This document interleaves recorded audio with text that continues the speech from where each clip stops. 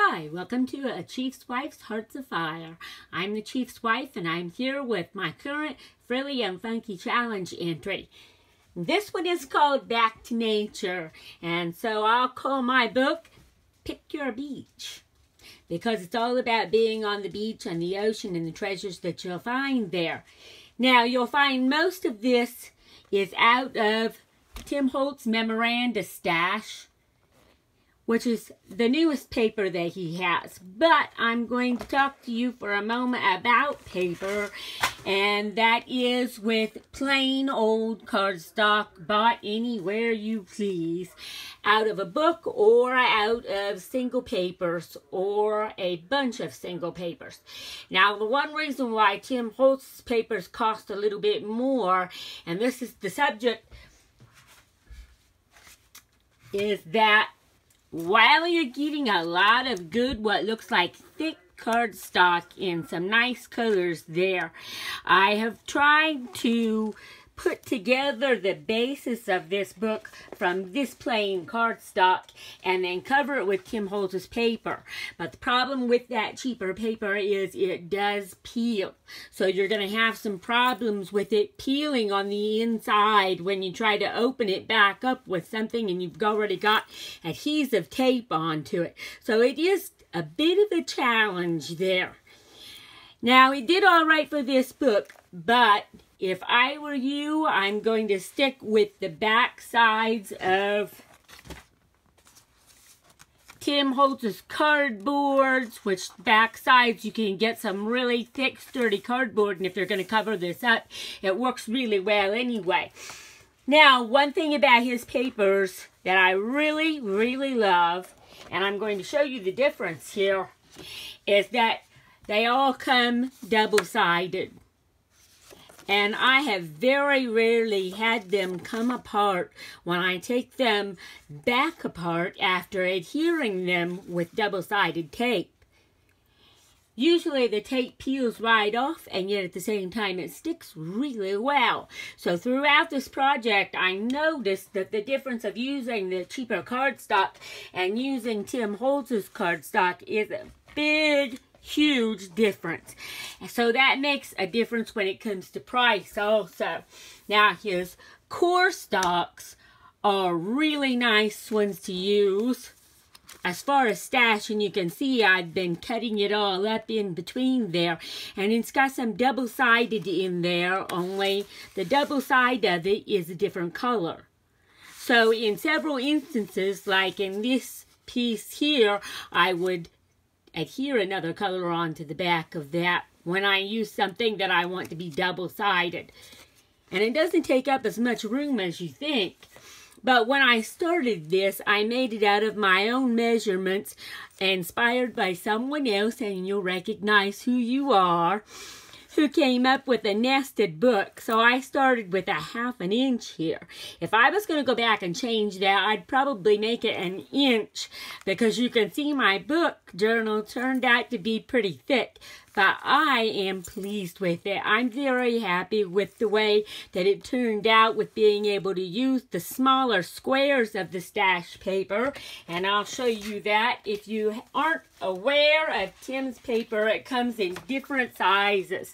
First, you'll have the full-size papers, and then you'll have a smaller set of them, which is 6 by 6.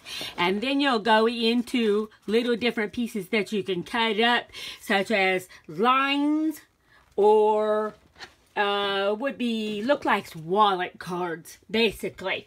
Now, the Memoranda doesn't have those smaller pieces, but you can cut one of the 6 by 6 squares, and it fits perfectly. You can see this is one of the 6 by 6 squares out of the Dapper Stash. So I chose a little bit more of the different paper to extend that. And it overlaps it just a little bit on both sides, which gives you a larger book. And it really does well with the Distress Oxides. I really had a lot of fun with this. I have been actually obsessed with this book for 2 weeks, working on it almost every day with something that I changed, something that I added, or an idea I came up with. Now, the opening itself is part of the what you call the thickness of Tim Holtz paper. It tears not as easily as others, so you're going to be able to put something directly into it and it will be able to hold that really well. The other cardstocks don't do that. And that's a disappointment because you're thinking you're getting a bargain, but you're not really. Now I'm going to open this up so I can show you this, how it moves to what you want it to move to. And that's really important when it comes to paper that you're working and making things with. Okay, let's go ahead into this project. I started out with a cover of the Dapper and then cut some of these off the Thinlits for the flowers. You notice they look like Hawaiian leaves. And I really love using this for the palm tree. You'll see that later on in here. Now, I added glossy accents all over this, and I noticed that I was getting it kind of off the edge. And then I looked at it and thought, oh, I like that. It adds a little bit of shininess to it in certain places, and yet it's shabby looking at the same time. So I'm pleased with that effect. You may not want that glue showing the way it does, but I think it's awesome looking. It adds just that touch of what looks like sunshine coming off the ocean onto the beach. Just a little glint of it. That's what it reminded me of. So I left it and loved it and actually added more glue spots all around it with the glossy accents. Now, you'll see that it's pretty thick. I doubled the cardstock for Tim Holtz, and this is off of the Memoranda Stash. Just double it up, cut, and glue them together. Now, if you want to use the glossy accents the way I did, that's fine. Or you can pre-glue them, then cut them after they're dry. That's entirely up to you. This, surprisingly, is Shrinky Dinks. And I love those things, so I always keep a pack of them on hand. They actually come in a printable version where you can print with your regular printer and then bake them in the oven. Now I went an easier way. I scratched them up, and that's the trick to keeping your dye and your ink on there, is to scratch them up with your sanding block and then do your printing or your stamping, and in this case these are stamps, and then shrink them. And this time, instead of putting them in the oven, I just put my heat gun on them, and it only took a few seconds flat to make those things. And boy, I loved the effect I got, because I put some alcohol ink all around there, and look at that. I just loved that. The beach lettering, of course, is Tim Holtz with a little bit of the tissue tape behind there and some added corners. Now let's open this up and we're going to talk shells. Alright, this is the seashell, and I noticed that one designer I really liked, she was a crafter, she made a little book out of the seashell, and it just made me want this really badly, this die. So you can see I've double-sided the Tim Holtz cardstock, and look at that. It comes up looking like and feeling like a rounded shell. So you've got seashells in here. Just for the fun of it, I double-sided those because I didn't want to stick with only one color. I added another color in there to make it look more beachy. And you've got your Tim Holtz papers. Now these are fillable on both sides and distress inked. I just went to town with these. I got the book finished first, and then I went all out with all of these scraps and just filled them up. And the fun part is you can use the already made card tags, which is out of pocket cards, or you can cut your own. And you're going to find I did both. And let's take out this one envelope. crazy memories is about whack-a-mole tickets. Going to the Indiana beach and doing whack-a-moles gave me this idea. When my husband and I first met in 1982, he took me over there and we played whack-a-moles. And we went just about every year on June 16th when we started going steady. And we collected all of those stamps. At the end of getting all of those, or tickets, excuse me, we turned them in for a prize one summer. Now, I stuck all of this together, and that's what I wanted to make the video about, was because in the video, I wasn't or in the regular pictures, excuse me, I wasn't sure if you could put this over in the photo. No, it sticks. This is one page, actually, okay? Now we're going to open this up, and you're going to have actual seashells fit in here. Let's see what we got, and I just happen to have some. And yes, you can shine your own seashells up. You can also shine up your sea glass, too. Now, we'll go to the next page, which is actually the next to the last. And just for the heck of journaling, I put that regular paper onto the back of it. This is Tim Holtz cardstock on the front because you can't write on this as well. So you need to have something that you can write on for journal pages, or put a picture on the front and use the back side for journal pages. And you'll notice that this little fishy is hiding, and from the photos you've seen what I did with the shrinky dinks. And the seahorses made out of the cardstock are helping, but when you open this page you'll see why the fish are running. That's because they've all been caught. Okay, there's the palm tree, again, from Tim Holtz. And stay curious is because of the crabs. Sand crabs are always curious. And you've got plenty of writing space in here if you look at the flippets. And on the inside of the pocket, oh looky, we have another crab coming out of there. And you've got a Tim Holtz card.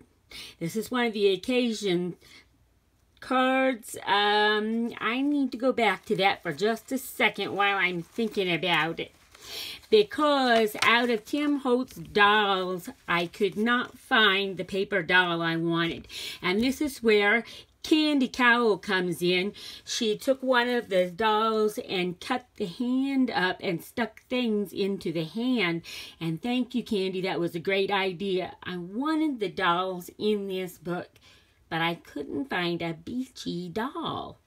So I cut my own out of the occasions card and stamped her up with a little bit of Distress Oxide to give it some dimension, and then stuck the seashells in her hand, which are made from the same mini set as the fish stamp die set.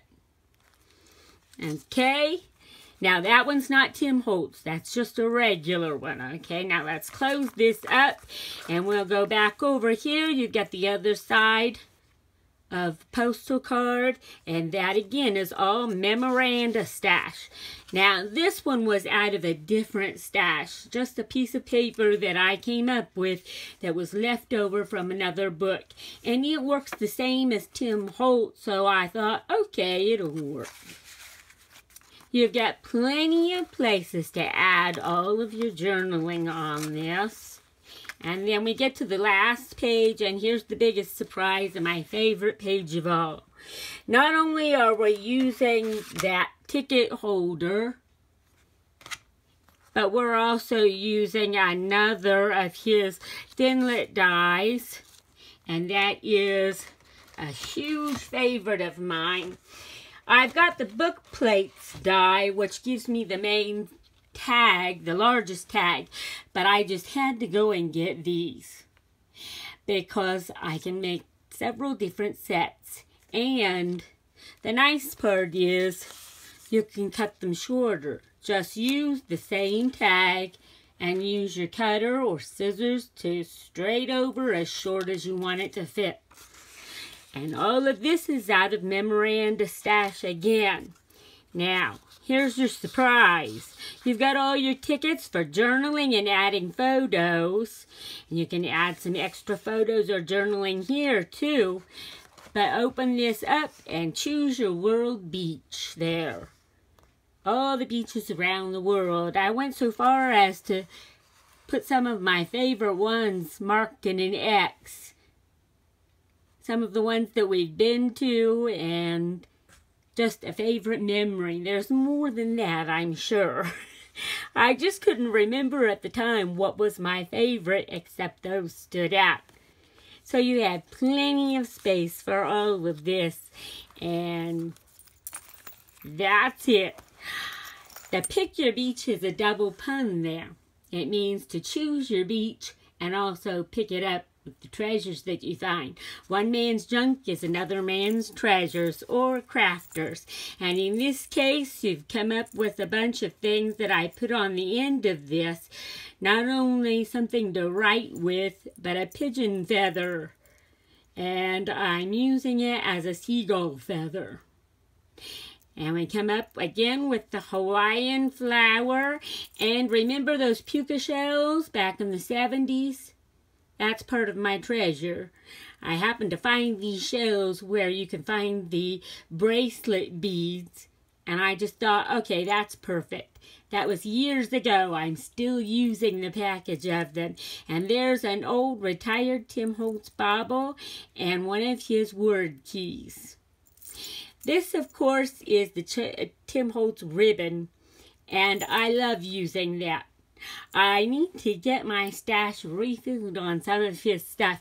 It is worth the money, but lately you'll find that as he's got more releases, you can get bargain buys off the things that are already retired or somebody hasn't liked and you love.